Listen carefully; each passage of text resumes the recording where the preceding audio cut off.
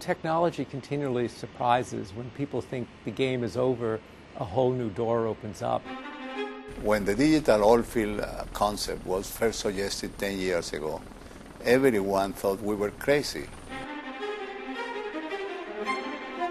It's actually very simple. It's access to all the data you need from wherever you are at any time you want. In many ways, it's sort of come from a nice to have to a must have. The energy industry faces a lot of challenges when you look out over the next 2 or 3 decades. The biggest challenge of all is delivering the energy that we need for economic growth, for a growing world economy, for rising incomes, for meeting people's expectations around the world. In many ways, the big challenge is to take advantage of our most precious resource, and that's our collective intelligence. Those companies, whether they're IOCs or NOCs, who are extremely inefficient, will not be able to survive. The world is relentless in its energy demands. Somehow, our industry has always found a way forward. Where do we go from here? Who in the world has the vision, the imagination, the intelligence to make the seemingly impossible possible? The answer is you. And as a result of your insight and innovation, the Digital Oilfield.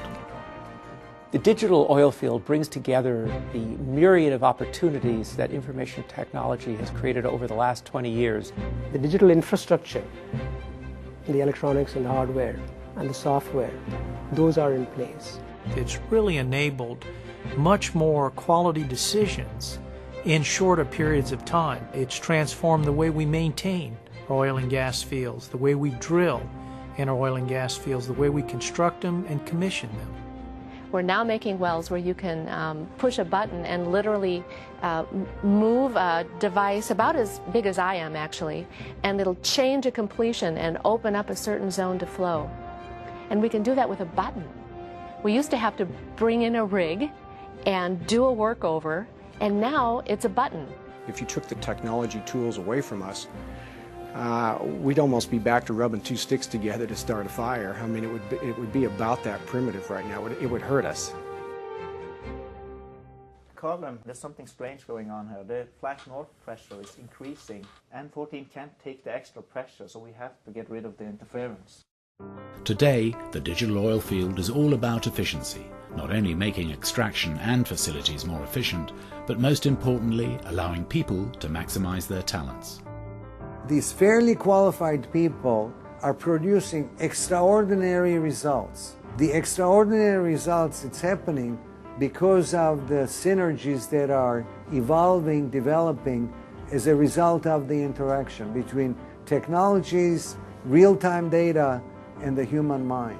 You can pick up events much faster, and again it's the decision making, but you can actually turn into a more proactive mode. We can get people much more involved.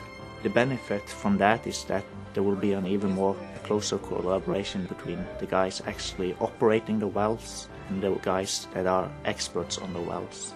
We've got 2,000 kilometers of fiber laid, 2 million data tags on equipment, and that sheer size of the information is beyond any individual's ability to integrate it and use it. There's been an enormous increase in the amount of data.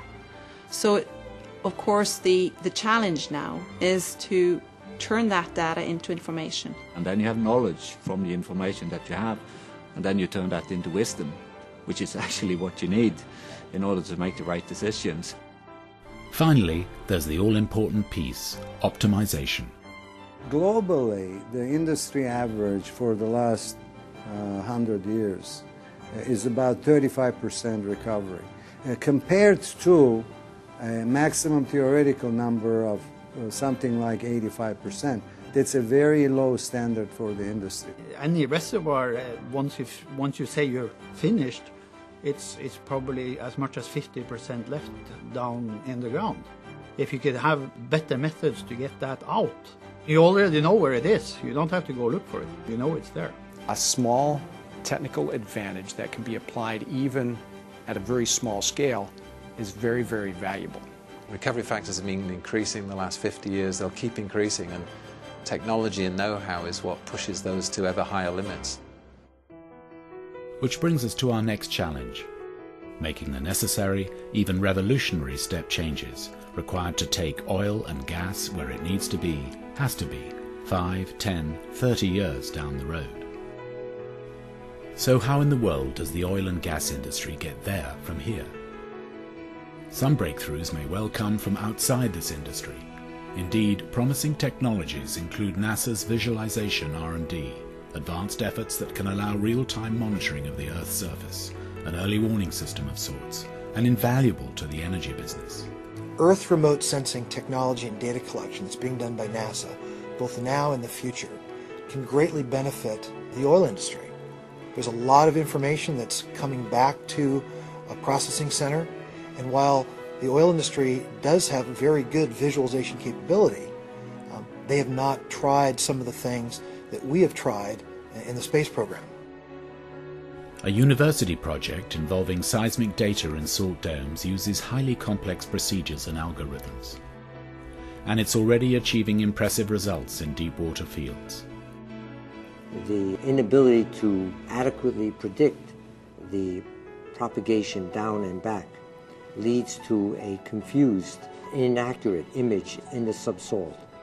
We are about producing an accurate image, accurate in location, accurate in delineation of petroleum without any need for knowing anything above that target. Certain inaccessible targets today we will make accessible, and those which are accessible we will make clearer. Yet another initiative worth noting is robotics research and development from the medical field. The robots that we use serve a variety of different functions.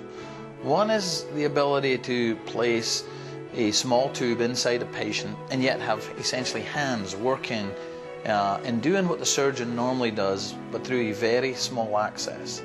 This is an area you see that we're working essentially in the same field. And having our robotics engineers talk to one another, I think, will be crucial. Additional promise concerns nanotechnology, holding out the possibility of sending tiny robots downhole into geologic pores to collect data never before available.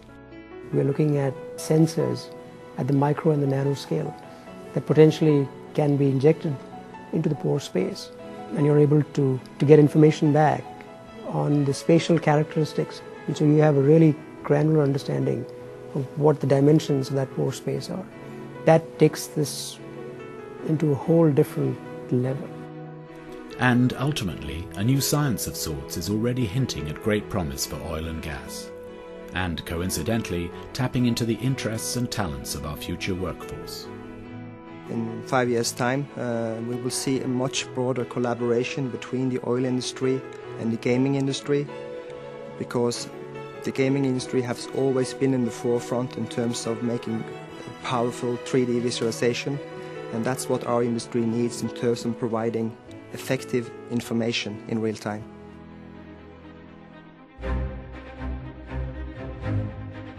But even the most advanced data processes and optimization techniques cannot take the place of the digital oil field's most precious resource. The piece we mustn't forget here is the people. There's no doubt about it. People is the most valuable asset, regardless of what kind of technology we're going to use in the future. People are delivering production. They're not delivering valves and fixes. They're delivering production. People made the things happen. People have ideas, develop, engineer, and build tools, systems, processes, solutions. And you cannot program the judgment that it takes to produce this oil and gas. It takes people. Here amongst us is the experience, the potential, the innovation to energize the world. Welcome to Intelligent Energy 2010.